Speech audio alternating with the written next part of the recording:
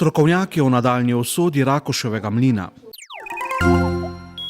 Šentjurski občinski svetniki so se sestali na ustanovni seji. V City centru odprli 2 novi prodajalni. Celjski rokometaši v zaostali tekmi visoko premagali Slovenj Gradec. Lepo pozdravljeni in vabljeni k ogledu. Nadaljna usoda Rakuševega mlina, ki ga je 6. oktobra prizadel hud požar, je še vedno neznana. O tem, ali bi ga bilo najprimerneje porušiti ali obnoviti, so sinoči govorili v Muzeju novejše zgodovine Celje, kjer so različni strokovnjaki predstavili primere dobrih praks ureditve industrijske dediščine po svetu. Rakušev mlin, kulturni spomenik lokalnega pomena od leta 2002, je ena najprepoznavnejših stavb v Celju, ki že dobro stoletje označuje osrednjo mestno vpadnico. Mlin je bil ustanovljen leta 1903, na začetku 20. stoletja, torej ko je Celje že zajela industrializacija. Mlin je bil zgrajen, bil je velik po svojem obsegu in tudi po kapaciteti mletja. Bil je zgrajen na parni pogon, kasneje potem preurejen na električni pogon. Imel je pa kapaciteto mletja do 70 ton žita dnevno. To se pravi, velike količine je lahko zmlel. V miselnem svetu meščanov je stavba zamenjala že mnoge podobe, od ponosa industrijskega napredka do propadajoče sramote in upa za prihodnost mestne ustvarjalnosti in razvoja. Ob nedavnem požaru, v katerem je bila ta znana celjska prostorska dominanta močno prizadeta, se v javnosti pojavljajo polemike o prihodnosti stavbe. Jaz upam, da bo ministrstvo imelo možnost predvsem iti na objekt, ga resnično pridobiti še druga neodvisna mnenja statikov, pregledati definitivno. Jaz sem tudi pokazala primere dosti slabših arhitektur, ki se jih je dalo očuvati in čudovito prenoviti, tako da meni se sploh ne zdi vprašanje, ali je tam mlin primeren za porušitev, ker definitivno ni, ne.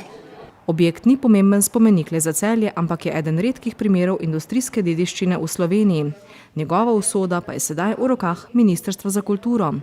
To bo namreč odločilo, ali bodo mlin rušili ali ne.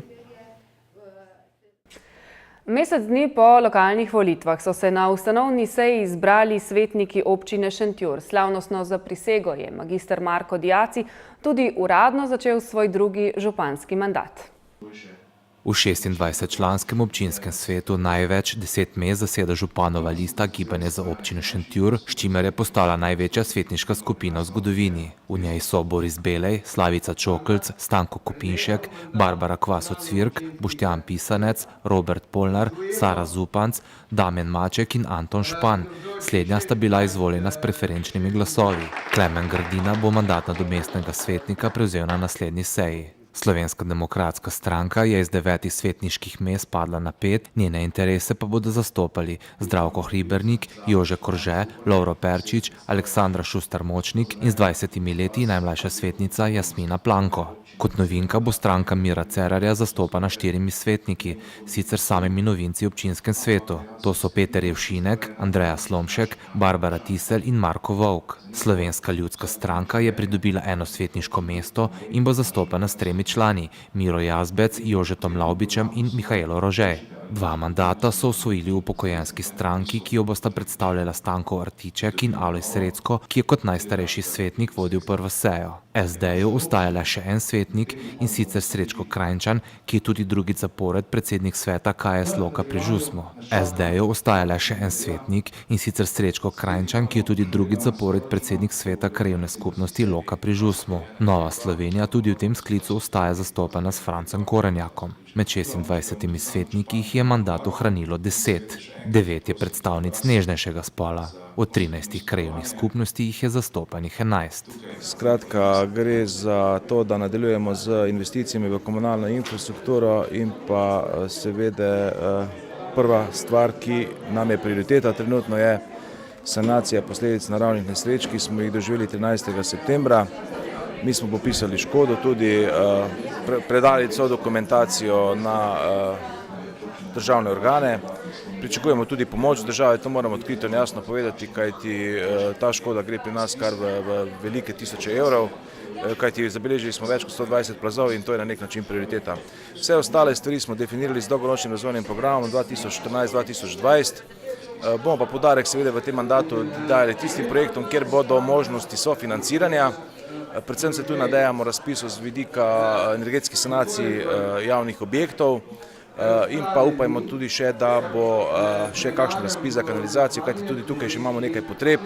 V glavnem pa mislim, da smo v prejšnjem mandatu postorili ogromno stvari in verjamem, da bomo v sodelovanju z občinskim svetom tudi znali izlučiti tiste prioritete, ki smo jih, še enkrat poudarjam, zavezali in povzeli v dolgoročnem razvojnem programu 2014-2020. Župan Diaci imenovanja podžupana še ni napovedal, kmalu pa se obeta rebalans proračuna, ki naj bi bil najvišji v zgodovini občine in sicer preko 20 milijonov evrov. Prav tako je opozoril, da država načrtuje znižanje povprečnine, sredstev, ki jih občina dobi na letni ravni glede na število prebivalcev.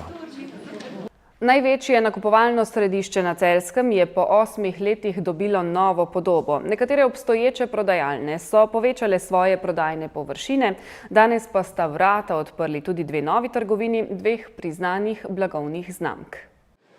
Obstoječim trgovinam sta se te dni pridružili 2 novi, to sta trgovina z obutvijo CCC in Rossi Sport. Ja, res je. Danes odpiramo CCC čevlji, poljskega proizvajalca obutve tako za otroke, ženske in moške in pa zelo veseli tudi, da danes lahko pozdravljamo med svoje shop partnerje Rossi Sport z odlično športno opremo. Ja, kar nekaj zadev imamo še pripravljenih. V kratkem se odpirajo svoja vrata prenovljen in osvežen na večji površini na 450 kvadratih Baby Center. Sledilo mu bo še prenovljen in osvežen Comshop, to so v bistvu naši stari znanci.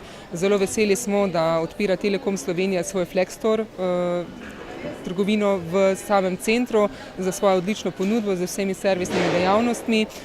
Sledilo bo še v bistvu v kratkem tudi otvoritev lekarne, Celjske lekarne, se nam pridružujejo z osveženim odličnim izgledom.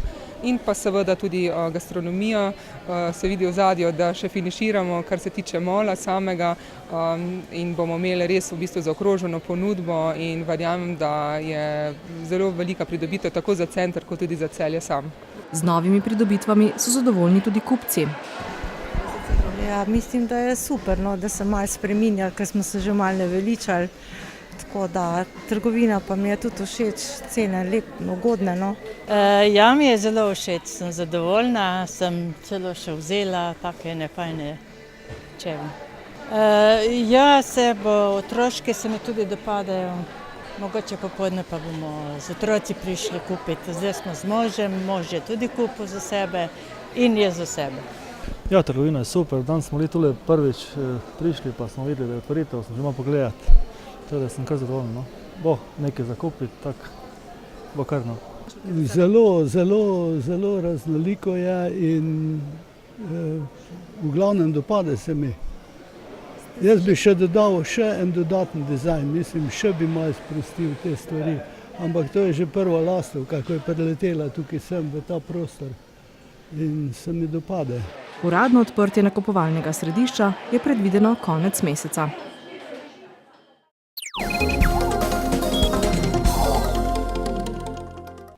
V zaostali tekmi 6. kroga državnega prvenstva so rokometaši Celja Pivovarne Laško sinoči v dvorani Zlatorog s kar 44-23 premagali Slovenj Gradec in skupaj z Gorenjem ostajajo na vrhu prvenstvene lestvice. Aktualni državni prvaki bodo v soboto v Zlatorogu gostili moštvo Trima iz Trebnjega. V igri mačke z mišjo je bilo vse odločeno že v uvodnih nekaj minutah. Novinci v prvoligaški druščini so v srečanje vstopili s preveč strahospoštovanja. Njihov prvi zvezdnik, bodoči član Gorenja Vit Levc, pa se je med strelce vpisal šele v 41 minuti.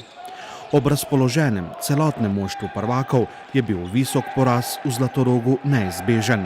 Pri Celjanih sta zaradi poškodb manjkala Živan Pešič in Gal Marguč, z izjemo vseh 3 vratarjev ter Davida Miklavčiča pa so se med strelce vpisali vsi igralci trenerja Branka Tamšeta.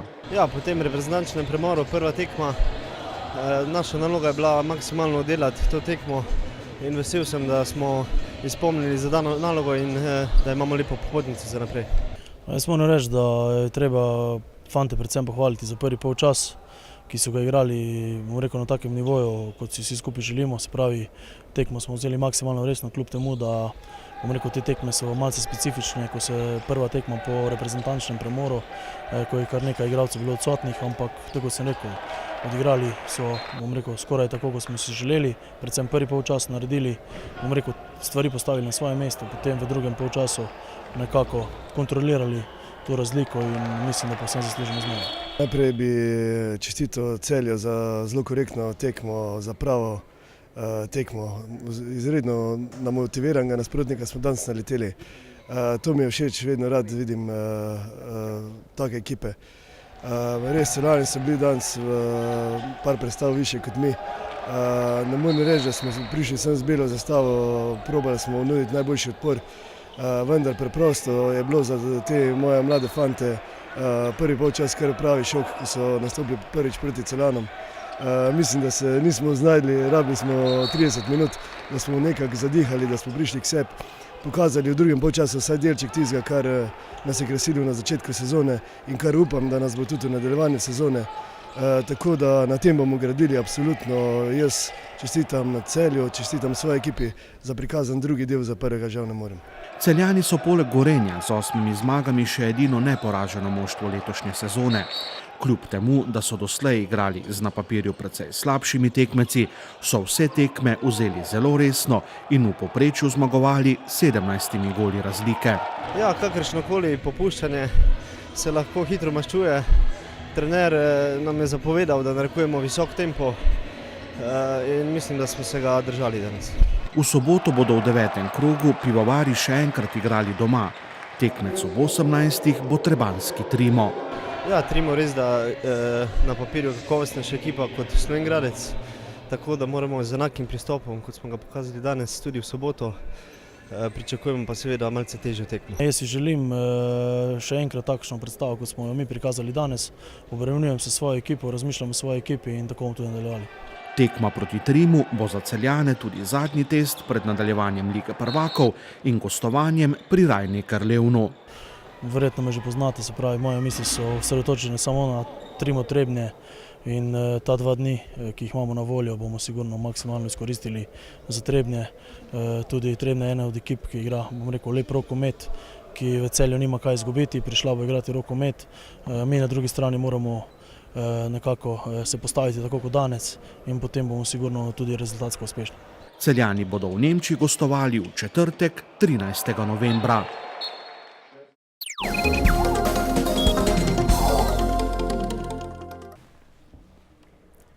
Jutri se bo nadaljevalo oblačno vreme s pogostim dežjem, več ga bo v zahodni polovici Slovenije. Najnižje jutranje temperature bodo od 7 do 13, najvišje dnevne od 10 do 15 stopinj Celzija. V soboto bo oblačno s padavinami, hladneje bo. Meja sneženja se bo spustila do okoli 1500 metrov nadmorske višine. Popoldne bo dež postopno oslabel. V nedeljo bo v večjem delu Slovenije suho vreme, le na Notranjskem bo občasno rahlo deževalo. Prijazno vabljeni še k spremljanju minut za kulturo in ostalega našega programa v nadaljevanju. Nasvidenje do jutri.